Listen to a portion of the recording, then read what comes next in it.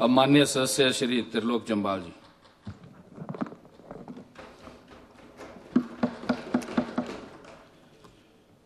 सम्माननीय सभापति महोदय, ये जो कटौती प्रस्ताव सम्माननीय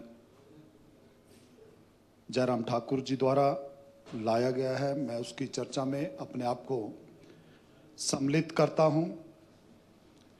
सम्माननीय सभापति महोदय, लॉ एंड ऑर्डर के ऊपर जो ये चर्चा चल रही है, इस चर्चा में जो मेरे से पूर्व वक्ताओं ने सरकार की इच्छा शक्ति, सरकार की दिशा, सरकार की लॉ एंड ऑर्डर के प्रति नीति और सरकार की सोच, इन सारे विषयों को उस चर्चा में दर्शाया गया है। और जब मैं सरकार की लॉ एंड ऑर्डर के प्रति इच्छा शक्ति, नीति, उसकी बात कर रहा हूं, तो कहीं ना कहीं सरकार की मंशा के ऊपर पूरा पूरा डाउट होता है। मैं ऐसा इसलिए कह रहा हूं, जैसे भाई रणधीर जी अभी कह रहे थे कि सम्माननीय डीजीपी साहब कार्यकारी हैं, जब दूसरे सम्माननीय डीजीपी साहब आए तो वो कार्यकारी हैं। अब आपने कार्यकारियों के माध्यम से अगर आप काम को चलाना चाहते हैं, क्यों? क्या परमानेंट व्यवस्था नहीं हो सकती? हमारे पुलिस के ऑफिसर इतने कॉम्पिटेंट हैं। लेकिन अगर नहीं कर रहे हैं तो उसके पीछे की मंशा क्या है? अब मैं उस मंशा को भी बताना चाहूंगा। इससे पूर्व जब हिमाचल प्रदेश में एक बहुत चर्चीय केस हुआ बिमल नेगी जी का, जब वो केस हुआ, Himachal Pradesh police discipline force है, उस डिसिप्लिन फोर्स की उस केस में कैसे धज्जियां उड़ी, इसको भी हम लोगों को स्मरण करना चाहिए। क्या हुआ कि इस डिसिप्लिन फोर्स में एक ओपन प्रेस कॉन्फ्रेंस होती है और उस प्रेस कॉन्फ्रेंस में डीजीपी कार्यालय के ऊपर इतने संगीन आरोप लगाए जाते हैं।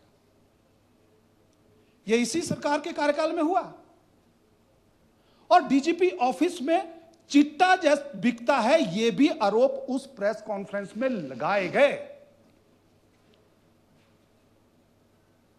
और उसी संदर्भ में जब हाई कोर्ट में मामला था तो पहली बार हुआ होगा, मैं भी वकील रहा हूं, पहली बार हुआ होगा कि डीजीपी साहब ने अपना एफिडेविट सीधा हाई कोर्ट में फाइल किया, एसपी साहब ने अपना एफिडेविट फाइल किया और एडिशनल चीफ सेक्रेटरी जो इंक्वायरी कमेटी के हेड थे, उन्होंने अपना एफिडेविट फाइल किया।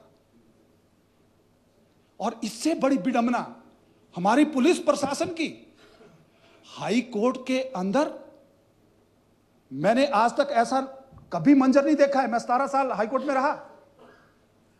एडवोकेट जनरल बैठे हुए हैं, लेकिन एसपी साहब आर्गू करने की कोशिश कर रहे हैं। यह इस सरकार की नैतिकता को दर्शाता है, यह इस सरकार की कार्यप्रणाली को दर्शाता है, यह प्रदेश की लीडरशिप की इच्छा शक्ति को दर्शाता है। इसलिए सभापति महोदय, चर्चा किस लिए? और इतना नहीं, हिमाचल प्रदेश पुलिस एक्ट में चेंज होता है और मैंने तब भी कहा था कि सरकार की आखिर मंशा क्या है एक्ट को चेंज करने की। और उस एक्ट में क्या चेंज किया कि किसी भी पुलिस ऑफिसर को अरेस्ट करना होगा तो पहले सरकार से परमिशन लेनी पड़ेगी। क्या हम उन अफसरों से करा रहे थे? किसके लिए वो एक्ट पास हुआ? किसके कहने पर एक्ट पास हुआ? सभापति महोदय, उससे ज्यादा तो अब हुआ कि हम लोग आरटीआई में भी कोई इंफॉर्मेशन पुलिस के बारे में नहीं ले सकते। आखिर क्यों? सरकार की मंशा क्या है? किसको छुपाना चाह रहे हैं? किस प्रोसीडिंग को छुपाना चाह रहे हैं? सभापति महोदय, यह सारी चीजें सरकार की कार्यप्रणाली को इंगित करती हैं। मैंने कहा कि हमारी पुलिस के ऑफिसर बहुत कॉम्पिटेंट हैं, उनमें हर प्रकार की सामर्थ्य है, लेकिन सरकार ने और सरकार की नीति ने, सरकार के नेतृत्व ने उनको अपंगु बनाने का काम किया है। यह मैं इस हाउस के अंदर कह रहा हूं। ये जितना ये सब कुछ हुआ है, आप इसको एक लाइन में देखें तो सरकार की नीयत तो स्पष्ट है। हम किससे गलत काम करा रहे हैं जिसको हम कह रहे हैं कि इसको हम अरेस्ट नहीं कर सकते। हम एंटी करप्शन ब्यूरो के माध्यम से कौन सी सूचना को छुपाना चाह रहे हैं। इसलिए सभापति महोदय, ये जो सारा सीक्वेंस है, इस सीक्वेंस में हम लोगों को समझना पड़ेगा। और इतना नहीं, सम्माननीय अध्यक्ष जी, पुलिस एक्ट के बाद अगर हम देखें पिछले 1 साल में हिमाचल प्रदेश में 13 किलो चिट्टा रिकवर हुआ है। जो एफआईआर हुई, जो रिकवरी हुई 13 किलोग्राम के आसपास। अगर 13 किलोग्राम चिट्टा पकड़ा गया है तो कितना चिट्टे की कंजम्पशन हिमाचल प्रदेश में हुई, इस चीज को भी हम लोगों को समझना पड़ेगा। और अगर यह कंजम्पशन हिमाचल प्रदेश में हुई होगी तो तभी कहते हैं कि चिट्टा गांव-गांव तक पहुंच गया है।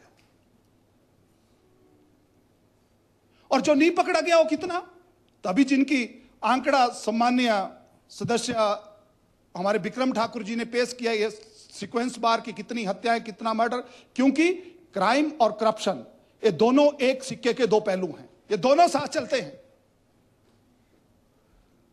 इसलिए अगर 13 किलो चिट्टा पकड़ा गया तो अध्यक्ष महोदय ये बहुत अलार्मिंग है। और जैसा मेरे से पूर्व वक्ता कह रहे थे, अभी तक 3.5 सालों में रिहेबिलिटेशन सेंटर की हम बात करते थे, एक भी हिमाचल प्रदेश में ये सरकार नहीं बना पाई।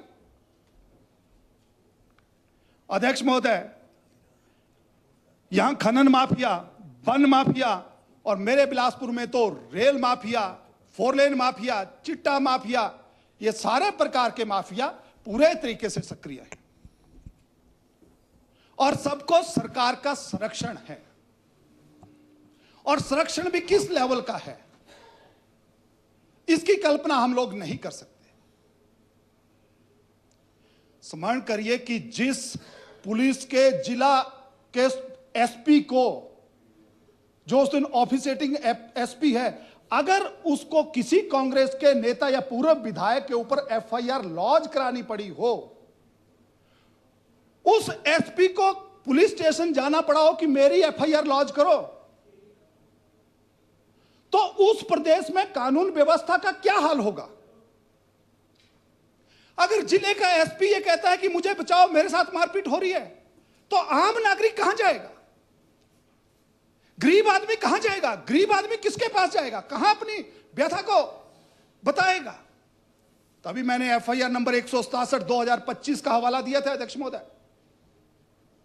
कि इस एफआईआर में एसपी ने सीधा सीधा कहा है कि मेरे साथ पूर्व विधायक ने मारपीट की। और उस एफआईआर को लॉन्च करने के लिए भी 12 घंटे अगर एसपी को अपने खिलाफ एफआईआर को रजिस्टर कराने में लग जाते हैं या अपनी एफआईआर को कराने में लग जाते हैं, तो आम आदमी का क्या होगा, उस बेचारे गरीब का क्या होगा, उस बेचारे गरीब की हम कैसे सहायता कर सकते हैं। इससे बड़ा इस सरकार का दुर्भाग्य नहीं हो सकता। कितना प्रेशर अधिकारियों के ऊपर होगा और अधिकारी किस तरीके से चीख रहे हैं। यह इसी सरकार के 2025 की है 167। इसलिए अध्यक्ष महोदय, यह स्थितियां बड़ी गंभीर हैं। यह माफिया दिन प्रतिदिन, इनका मनोबल इतना बढ़ रहा है, तभी किसी एसपी को हाथ डाल सकता है, नहीं तो कि एसपी की। और मैं तो यह कहना चाहूंगा कि एसपी भी हमारे वो इंटरनेशनल स्पोर्ट्समैन हैं। अगर उन्हें थोड़ा सा हाथ चला दिया होता तो 302 बन गया होता, लेकिन उन्होंने संयम रखा उसमें। अध्यक्ष महोदय, इसके साथ साथ मेरे बिलासपुर में मैंने कई बार इस चीज का जिक्र किया कि 2 बार गोली की घटना हुई और कॉन्ट्रैक्ट किलिंग की शुरुआत, सुपारी माफिया की शुरुआत अगर कहीं से हुई तो मेरे बिलासपुर से हुई। जब पहली बार गोली चली थी तब भी मैंने इस हाउस के अंदर सरकार से निवेदन किया था, विनती की थी कि समय रहते कदम उठाइए, आने वाले टाइम में समस्याएं और बढ़ेगी। अगर आपके नेता ऐसे ओपनली कुछ चीजों का करेंगे, समस्याएं और बढ़ेंगी। और उसका कारण हुआ, पहले दिन दिहाड़े SP office, DC office, session जज कोर्ट के बीचों बीच गोली चलती है। हमने हाउस में बोला, एजिटेशन किया, सरकार जागी नहीं, फिर उसका रिटेलिएशन हुआ और कांग्रेस के पूर्व विधायक को गोली लगी। तब भी मैं अकेला आदमी हूं जिसने रैली निकाली, हमने विरोध किया कि हम न गोली माफिया को मानते हैं न सुपारी माफिया को मानते हैं। लेकिन अध्यक्ष महोदय, सरकार सोई हुई है। अब जब सरकार के एसपी को ही हाथ लग गया तो उसके बाद मेरे हिमाचल प्रदेश की पुलिस ने और सरकार ने बहुत अच्छा एक काम किया। पहले पूर्व विधायक जी को 6 पुलिस वाले दे दिए विद स्टैटिक वेपन। अब का 6 से बात नहीं बनेगी। आपने केवल एसपी साहब को हाथापाई की है, अब हम आपको गन लाइसेंस इशू कर रहे हैं। जिस व्यक्ति के ऊपर एसपी को हाथ डालने का केस हो, जिस व्यक्ति के ऊपर डीसी जो सिटिंग डिप्टी कमिश्नर थी उसने एफआईआर जिसके खिलाफ कराई हो, और 30 एफआईआर जिस व्यक्ति के ऊपर दर्ज हो, उसको मेरी हिमाचल प्रदेश सरकार ने सम्मानीय मुख्यमंत्री जी के संरक्षण में उनको गन का लाइसेंस दिया। ये मेरे पास सारे कागजात हैं। और उसमें पुलिस ने अपनी रिपोर्ट में लिखा है कि 28 केस पहले के हैं, एक केस और हो गया। यहां तो एक केस जिस व्यक्ति के ऊपर हो उस व्यक्ति को गन का लाइसेंस नहीं मिलता, और जिसके परिवार के ऊपर एनडीपीएस के केस हैं, चिट्टे के केस हैं, आर्म्स एक्ट के केस हैं, उसको भी आपने गन का लाइसेंस दे दिया। इसलिए मैं कहता हूं कि यह जो क्राइम हिमाचल प्रदेश में बढ़ रहा है, यह सरकार प्रायोजित क्राइम है। आपके नेता बेलगाम है, आप उनको सह दे रहे हैं, यह काम आपकी सरकार कर रही है। ऐसे क्राइम नहीं बढ़ सकता। अध्यक्ष महोदय, इस सरकार में जिन व्यक्तियों ने 400 ग्राम चिट्टा पकड़ा हो और उनके लिए पूरे विधायक चिट्ठी लिखते हैं कि इन चारों को बिलासपुर से बाहर ट्रांसफर किया जाए, और मेरे हिमाचल प्रदेश की सरकार जिसको शाबाशी देनी चाहिए, 15 दिन के अंदर अंदर चारों पुलिस वालों को, किसी को सिरमौर, किसी को नाहन, इस सरकार ने भेज दिया। कहां से क्राइम खत्म होगा, कहां से चिट्टा खत्म होगा? तभी मैं कह रहा हूं यह सरकार प्रायोजित है। जब तक सरकार, ठीक है भाई सतपाल जी ने, जब तक योगी मॉडल नहीं अपनाया जाएगा, जब तक विल पावर नहीं होगी, तब तक यह संभव नहीं है। अध्यक्ष महोदय, मेरे बिलासपुर में जब यह चिट्टे का इतना बड़ा प्रभाव है, स्मरण कीजिए, मैंने कई बार कहा, मेरे जाऊ से बिलासपुर की बस बंद हुई। उस बंद जब बस हुई तो स्कूल के, कॉलेज की बच्चियां आई, उन्होंने अपनी व्यथा का व्याख्यान किया। मैंने सारी बच्चियों को लेकर डीसी साहब, एसपी साहब, हम तीनों बैठे, और उन्होंने जो क्राइम के ऊपर कहा, जो चिट्टे के ऊपर कहा, उसको हम लोग सुन नहीं सकते। लेकिन डीसी साहब को मैं धन्यवाद भी करना चाहता हूं कि उन्होंने कॉलेज के प्रिंसिपल को बुलाया। लेकिन उन बच्चियों ने कहा कि एसपी ऑफिस से मेरा बस स्टैंड 50 मीटर की दूरी पर है, वहां बस स्टैंड के अंदर बच्चियां नहीं बैठ सकती क्योंकि चिट्टे के सप्लायर वहां बैठते हैं। द्यारा मेरा हॉटस्पॉट है जहां चिट्टा बिकता है, दुनिया को पता है, एसपी ऑफिस से 100 मीटर की दूरी पर है। अध्यक्ष महोदय, वहां कोई पुलिस का कोई व्यक्ति तीसरे दिन, चौथे दिन पहुंचता है। कॉलेज के बारे में जो उन बच्चियों ने व्याख्यान किया, उस व्याख्यान के ऊपर एसपी साहब ने वहां एक व्यक्ति लगा दिया, 2 व्यक्ति लगा दिए। उन्होंने कहा कि जहां हम बस से उतरते हैं वहां कॉलेज चौक तक पहुंचने के लिए ये चिट्टे के सप्लायर हमें तंग करते हैं। जिस सरकार में कॉलेज में दिन दहाड़े चिट्टे के सप्लायर वहां तक पहुंचते हैं, उनको नहीं रोका जा सकता, तो उस सरकार से और उम्मीद क्या की जा सकती है? 100 मीटर की दूरी पर हॉटस्पॉट। अध्यक्ष महोदय, इसके साथ साथ जब चिट्टे का प्रकोप इतना बढ़ गया, सबको पता है कि कहां कहां चिट्टा बिकता है, और जब कहते हैं कि 10वीं का स्टूडेंट पकड़ा गया, 12वीं का स्टूडेंट पकड़ा गया, छोटे छोटे बच्चे अगर इसकी चपेट में, कौन उनको ला रहा है? 10वीं को बच्चे को पता है चिट्टा कहां मिलता है, 12वीं के बच्चे को पता है चिट्टा कहां मिलता है, लेकिन मेरे हिमाचल प्रदेश की पुलिस को पता नहीं है कि चिट्टा कौन सा दुकानदार बेच रहा है। ये बड़े दुर्भाग्य की बात है अध्यक्ष महोदय। और अध्यक्ष महोदय, यही कारण है कि मेरे बिलासपुर की मेरी माता बहनों ने, महिला मंडलों ने अपने गांव का पहरा देना शुरू किया, अपने आप अपने बच्चों की रखवाली करना शुरू की।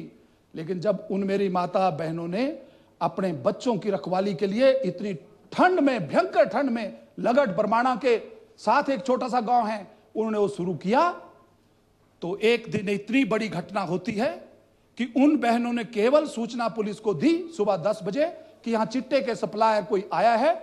पुलिस वहां आती है, पुलिस वहां बैठ के सारे इशू को रिजॉल्व करती है और बीच बचाव करके सबको घर भेज दिया जाता है। लेकिन अध्यक्ष महोदय, दुख की बात तो यह है कि शाम को 5:30 बजे उन बहनों के ऊपर बरमाणा थाने में एफआईआर होती है। वो एफआईआर किसके कहने पे होती है और उनको अरेस्ट करने के लिए पुलिस उनके पीछे दौड़ती है। तभी मैं कह रहा हूं कि ये जितना भी नेक्सस चल रहा है, ये सरकार प्रायोजित है। मैंने पहले भी कहा था कि किस कांग्रेस के नेता के कहने के ऊपर उन बहनों के ऊपर एफआईआर हुई, उन महिला मंडल की बहनों के ऊपर एफआईआर हुई। ऐसे अनेकों महिला मंडल, समाज के लोग आगे आ रहे हैं, लेकिन सरकार केवल बच्चों की रैली कर उन जो लोग समाज के हैं उनको दबाने का प्रयास कर रही है, एफआईआर कर डराने का, धमकाने का। और जब हमने उसके खिलाफ रैली की, शहर के बीच में बड़ी रैली की, सारी महिलाएं आई, उसके बाद अब सरकार कह रही है कि हमारे से गलती होगी, गलत एफआईआर हो गई, हम इसको विड्रॉ कर रहे हैं, हम इसको कैंसिलेशन की तरफ ले जा रहे हैं। आखिर क्यों? एफआईआर हुई कैसे? किस कांग्रेस के नेता के कहने पर हुई? ऐसा क्या होगा? अगर हम नहीं बोलते, हम समाज आगे नहीं आता, तो क्या उन बहनों को प्रताड़ित किया जाता? इसलिए अध्यक्ष महोदय, मैं कह रहा हूं कि यह जितना भी प्रोपोगेंडा है, यह सरकार प्रायोजित है। अगर सरकार की विल पावर हो, सरकार इसको क्रश करना चाहे, सरकार अगर इसको खत्म करना चाहे तो यह खत्म हो जाएगा। लेकिन सरकार की विल पावर चाहिए। जैसे भाई सतपाल सत्ती जी ने कहा कि मॉडल योगी अपनाना पड़ेगा, तब कुछ चीजें सुधरेंगी। अगर हम रेल माफिया में, खनन mafia, token mafia, one mafia, इसको संरक्षण देते रहे, उनको हथियार देते रहे, मैं कह रहा हूं 10 नहीं 15 पुलिस वाले लगा दो, लेकिन अगर आप बांदर के हाथ में उछला देंगे तो कांग्रेस का नेता कोई उस गाड़ी में भी बैठ के बता दे, उस दिन पता लग जाएगा। इसलिए अध्यक्ष महोदय, मेरा केवल इतना ही सुझाव है कि जितनी हमारी पुलिस फोर्स है उसमें बहुत अच्छे लोग हैं, लेकिन जो एसआईयू में लोग लगे हैं उनके जरा, एक पुलिस ने एक कोई किट भी बना रखी है जिसमें वो चिट्टे का टेस्ट, जरा उसमें जो लंबे टाइम से लोग हैं उनका जरा टेस्ट भी कर लें। मैं सबके बारे में नहीं कहता हूं, लेकिन जिनके ऊपर डाउट है उनका टेस्ट तो किया ही जा सकता है, ताकि हम अपने युवाओं को बचा सकें, अपने समाज को इस चिट्टे रूपी राक्षस से बचा सकें। और इसके साथ साथ अध्यक्ष महोदय, केवल एक बात कहूंगा कि जो ईमानदार लोग पुलिस में हैं, बहुत लोग ईमानदार हैं, उनको ठीक जगह पे लगाइए। और पुलिस के जो एसपी, एडिशनल एसपी, इस रैंक के अफसर हैं, उनके हाथ जरा खोल दीजिए, तब जाकर इस पे लगाम लगेगी। अगर सरकार के प्रभाव में, सरकार के उसमें लोग काम करेंगे तो हम इस बुराई को नहीं मिटा सकते। इतना ही इस कटौती प्रस्ताव में कहना चाहूंगा। आपने मुझे बोलने का समय दिया, आपका बहुत बहुत धन्यवाद।